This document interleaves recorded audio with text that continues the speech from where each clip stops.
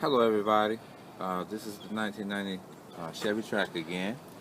The repair we're doing today is the replacement of the alternator. It's that thing right there you see with all the orange writing on it. That's the alternator. Okay, so to remove it today, a couple of things I had to do so I could have more space. I had to disconnect this. There's some clamps. You unscrew that clamp, and shimmy it off. This wiring was also in my way, so I unplugged that, pushed that back so I can do what I need to do. I was going to move that, then I realized, no, that's the power steering, let that be. Now, if you look over here, this right here is the tensioner. That's how you get the belt loose from the alternator.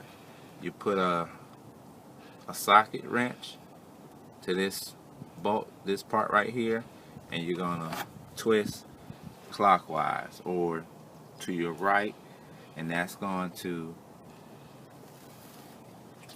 loosen up the belt so you can take it off of the alternator. Now, once I got the belt off, I had to unplug two electrical parts.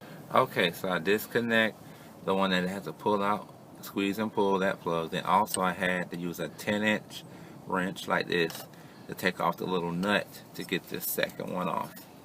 And now that all this... So hold on just a second. What's the first one and what's the second one? Just kind of point. The first one is this here. The second one is this here. That was connected at the top. Now, after that, there were two bolts. This bolt right here, which requires a 12mm wrench, and then the bigger one, if you can see that down there a little further. Can you point to it? Yeah. That one down further right there, which took a 9/16. That was we're able to loosen that up, and now my lovely wife is gonna use her nimble hands to finish it off. Because which one you having trouble getting rid of reaching? I had trouble twisting that one off. I went the last underneath, one we just saw. Yeah, I went underneath the vehicle, and it actually broke loose, but getting it all the way out needs some more nimble hands. Okay, let's go at it. Here with my Chevy Tracker with the alternator, about to put it back in. This longer screw here, which is a 14mm screw, goes down at the bottom, and then this shorter one with the 12mm bolt is going back into the top. Alright, initially I thought this was the bolt that was going back in, but the longer bolt for the bottom comes in right through here and runs from here to here. Can you see that? No, do it again. From here to here. And then the top bolt goes right through here for the alternator. So I had to pull the alternator out from the bottom. I'm going to put it back in from the bottom and then align the screws and screw it back in. So hold on a moment.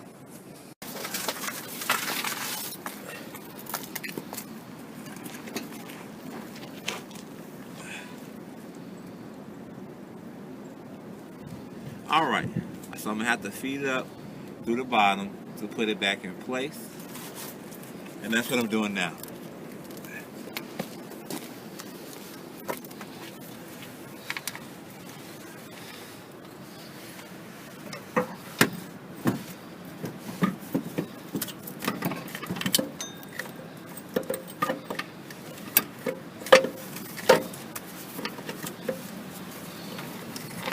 The bottom has a little groove that kind of helps you out to find your placement.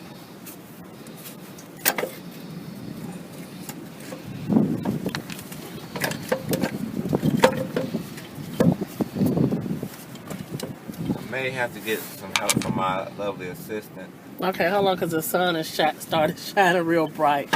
Just a moment.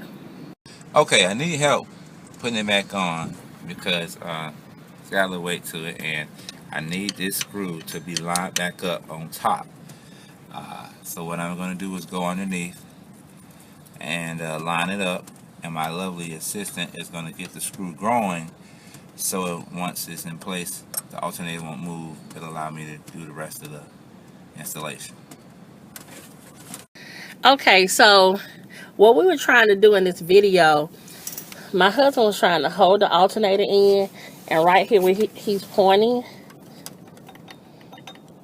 get that bolt in, and you have to line the alternator up and the screw just up so it can feed through here.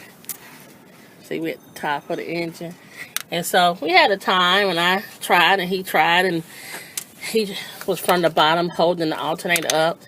But at some point, we just didn't get it lined up, and I stepped away and he got it. And so what's next, honey?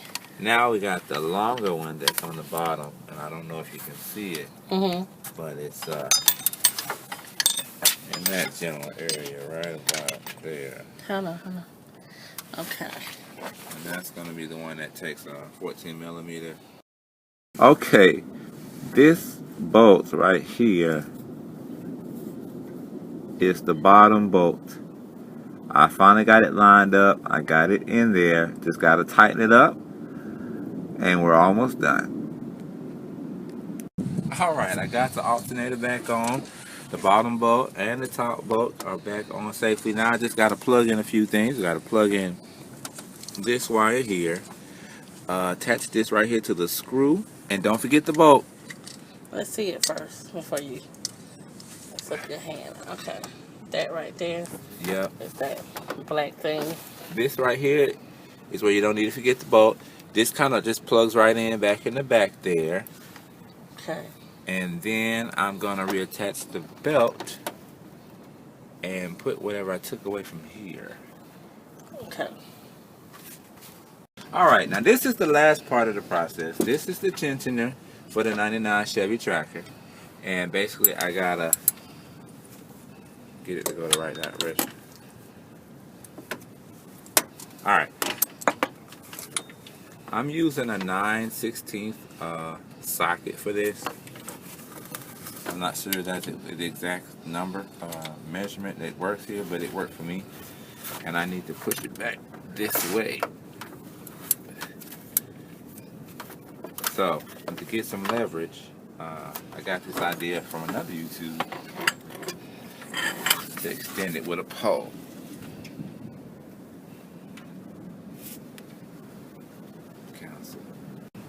Okay, now I'm at the last part, which is to put the belt back on the alternator.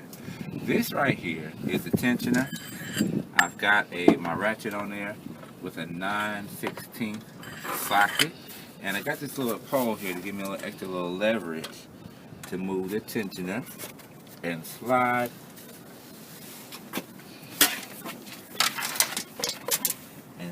the belt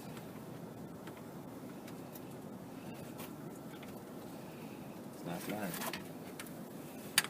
Let's see, everything lined up.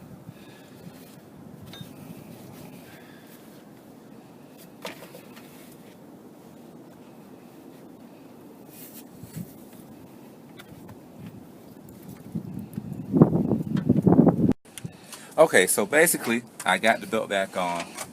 What I had to do was just kind of bring it further forward, and that gave me more leverage to pull it back. And I used my pipe to give me some greater torque. And so did you go to the right or the left or what? I went from left to right, and that did the job. That got to loosen the tension up for me to reach the bottom, the alternator. And now everything's back. Put the battery in and get this puppy rolling again.